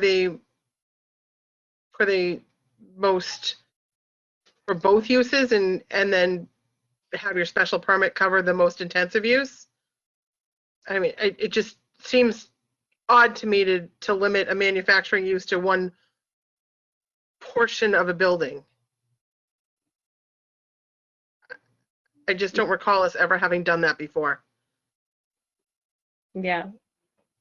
I don't know, because I haven't dealt with this myself either. I just know when we looked at it, we said, you know, this is a change. And according to the board's original decision, it said anything other than warehousing. So we knew it specifically was going to be these 2 bays, so to speak, or this unit. So that's why we've requested it, just for because the other units will be used as warehousing strictly. So, but I understand your question. It strikes me as odd, is all. Because it just feels strange to say, okay, the middle unit is manufacturing and the outside. I mean, I would think would be doing the use special permit for the entire building, and maybe it's 2, or maybe it's a combined use special permit to do both. It just seems odd to me to limit it to one unit, and I don't know if there was a reason for it, if it was because of parking or for another reason. I just No, it's just the tenants that came along that wanted to rent space from us, and I looked at it and I said, well, this isn't solely warehousing, because they're going to be putting cabinets together, so that's the category it fit into. And then going back to the decision, I think if the other 2 units, wanted to be used differently, we have to come right back to you. And it's Okay. just understood. Are there any issues with the administration on this? Ms. Eldridge? No, I just wanted to try to answer Mary's question about why it was Unit 2, and it looks like it is because of the parking requirements. Warehouse has 1 space per 1,000 square feet. Employees of the other warehouse is 1 space per employee max shift, and the light manufacturing is 1 space per 2,500 square feet. So they exactly meet the number of spaces required. So if they were to shift things, they wouldn't meet their parking requirements. Okay, that makes sense. Thank you, Megan. Dave, you have your Mr. hand up? Chairman? Yes, sir. Yes, as I recall, when this was approved initially, there was no requirement for an exterior dumpster, and that each tenant would handle their own waste. With the use in the second bay of construction industry cabinet making, there will be quite a bit of waste associated with that kind of an operation. Is that still the plan, to have a dumpster inside that would be handled by that tenant rather than on the site? Yeah, yes, they've been told that they have to contain their waste inside, or as soon as they've, say, filled their dumpster inside, take it and to the closest dump or wherever they will be taking their waste. And if we do at some point want a dumpster outside, we will be back before you, which was in your original decision. Thank you. Bill, Mr. Chairman? Your voice? Yep. I think we should stipulate that the dust collection system should be contained on the inside of the building.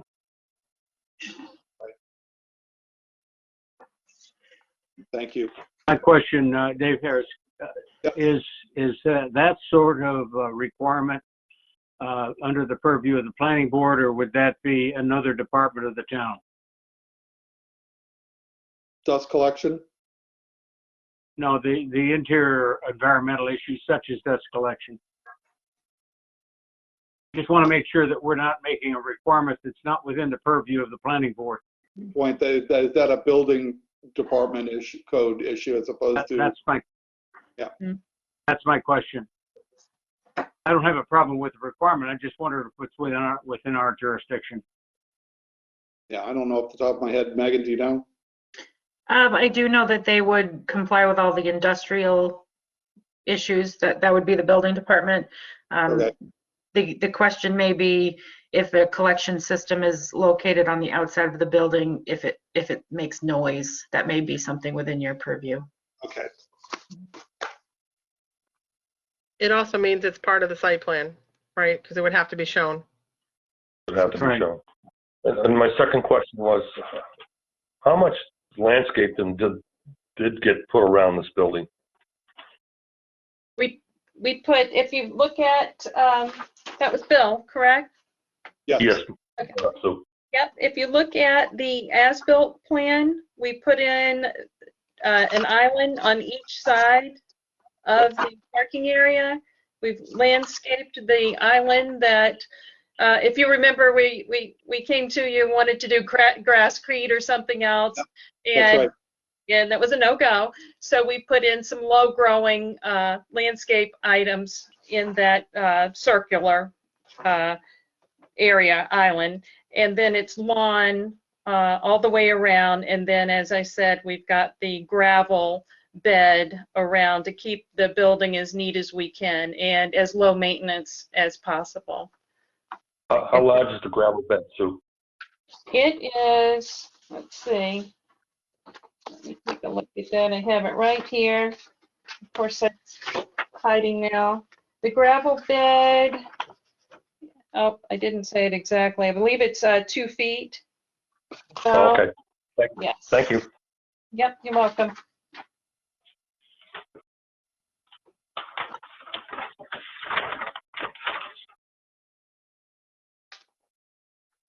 All right. Do we have any other? I see a caller number 3. Is that an individual from the public who'd like to be heard? Perhaps not. We need any more information from the applicant?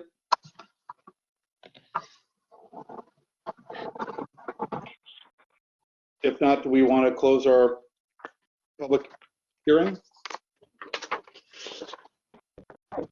David Harris, I move to close the public hearing. Craig Chadwick, second.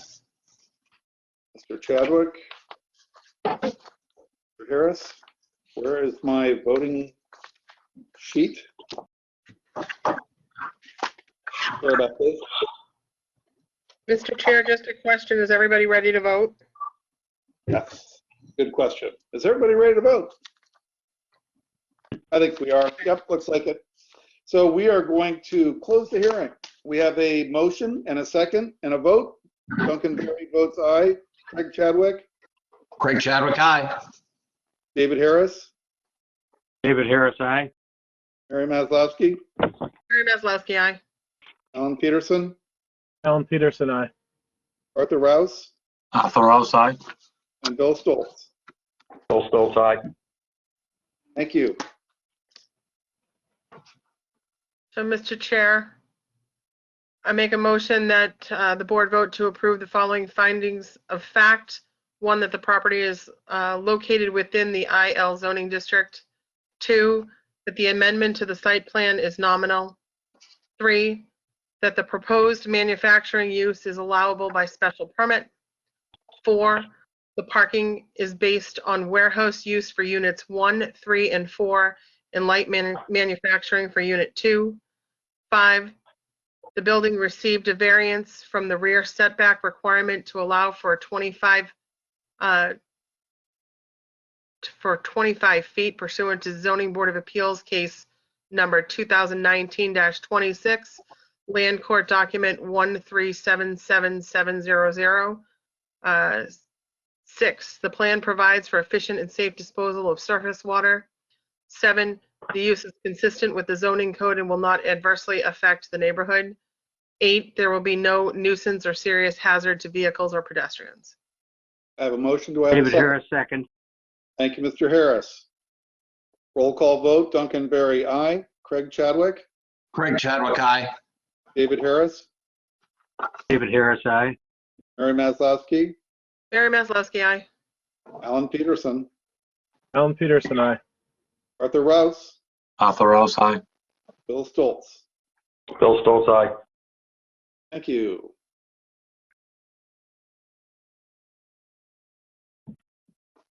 So, Mr. Chair, I move that we vote to approve a use special permit with conditions on case PB 2021-03, Deerfield Nominee Trust, William Marsh, trustee, for a use special permit for manufacturing specifically to Unit 2 pursuant to the Code of the Town of Harwich, Sections 325-51, for the property located at 4 Deerfield Road, map 45, parcel T1-7 in the IL zoning district, based on the aforementioned findings of fact and the fact that the application meets the necessary requirements and criteria for approval pursuant to the Code of the Town of Harwich, and the following conditions.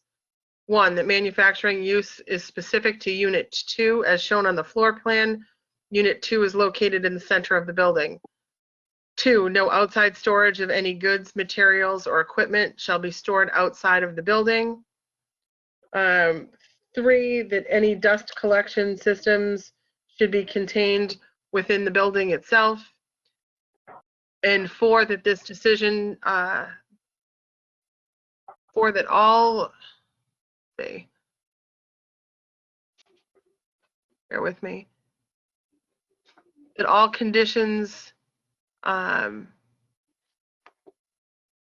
other requirements imposed pursuant to case PB 2019-36 as recorded at the Barnstable County Land Court Department as document 1284979 in Land Court shall be adhered to.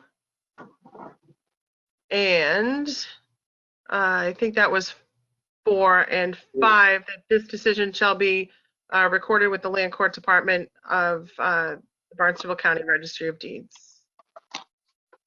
David Harris, second. Thank you, Mr. Harris. Roll call vote, Duncan Berry, aye. Craig Chadwick, Craig Chadwick, aye. David Harris, David Harris, aye. Mary Maslowski, Mary Maslowski, aye. Alan Peterson, Alan Peterson, aye. Arthur Rouse, Arthur Rouse, aye. Bill Stoltz. Bill Stoltz, aye. Thank you.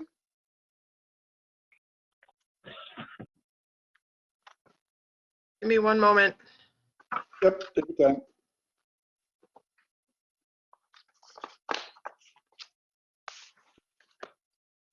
Okay. Move that we vote to approve the site plan review special permit and approve with conditions case number PB 2021-03 Deerfield Nominee Trust, William Marsh trustee, for an amended site plan review special permit for minor site changes from the previously approved site plan PB 2019-36 and for manufacturing specific to Unit 2 pursuant to the Code of the Town of Harwich, Section 325-55, for the property located at 4 Deerfield Road, map 45, parcel T1-7 in the IL zoning district. This decision is based on the aforementioned findings of fact and the fact that the application meets the necessary requirements and criteria for approval pursuant to the Code of the Town of Harwich and the following conditions. 1, all conditions and other requirements imposed pursuant to case PB 2019-36 and as recorded as document number 1284979 in the Land Court Department of the Barnstable County Registry of Deeds shall be adhered to, and 2, this decision shall be recorded with the Land Court Department of the Barnstable County Registry of Deeds. David Harris, second. Arthur Rouse, second. Thank you, Mr. Harris. Roll call vote, Duncan Berry, aye. Craig Chadwick, Craig Chadwick, aye. David Harris, David Harris, aye. Mary Maslowski, Mary Maslowski, aye. Alan Peterson, Alan Peterson, aye. Arthur Rouse, Arthur Rouse, aye. Bill Stoltz. Bill Stoltz, aye. Thank you very much. Thank you, Susan. All right, thank you. Have a good night. You too. Thank you, Susan. Thanks. So we have, for new minutes, thank you for moving through that. That was relatively easy. We just have minutes to review from the last session, February 23rd. Any comments, questions? To make a motion to approve the minutes of February 23rd, 2021 as written. Craig Chadwick, second. Thank you, Mr. Chadwick. We'll do a vote. Duncan Berry, aye. Craig Chadwick, Craig Chadwick, aye. David Harris, David Harris, aye. Mary Maslowski, Mary Maslowski, aye. Alan Peterson, Alan Peterson, aye. Arthur Rouse, Arthur Rouse, aye. Bill Stoltz. Bill Stoltz, aye. Excellent. For old business, the continuation on the discussion of the West Harwich Special District, we did not hear back from the Cape Cod Commission until the beginning of this week, and I did not have time to get together the final, or I should say penultimate language for the design guidelines. They are now over there, and we will be having a, I will be meeting with Sarah Korjeff on Google Teams, I guess on Friday morning, and at which time we'll have a document, hopefully, for our next meeting so that we can have a discussion with an actual text that's been vetted by a regulatory body. So that's been the holdup. We're gonna have some visuals too. That should be nice. And it should be all within like basically 2 sides of 1 sheet of paper. Very compact, very functional. And I'm looking forward to getting feedback, pushback, whatever. Do we have any briefings or reports this evening? Anything from CBC? Nothing? I just remind everybody that the CPC articles should be on the town warrant, so Great. all support you can give them is greatly appreciated. Very good. Well, do I have a motion to adjourn? So moved. In a second? Second. Craig Chadwick, second. Duncan Berry, aye. Craig Chadwick, Craig Chadwick, aye. David Harris, David Harris, aye. Mary Maslowski, Mary Maslowski, aye. Alan Peterson, Alan Peterson, aye. Arthur Rouse, Arthur Rouse, aye. Bill Stoltz. Bill Stoltz, aye. Thank you all. This is a great meeting. I think we had a sticky wicket there, but we got through it. And I want to thank you, Mary, for killer thinking on your feet. That was just awesome. Really appreciate that, and a lot of clear cognition. You're like clearing No, the road. it's not. Totally do it. Really appreciate it. Thank you so much, Mary.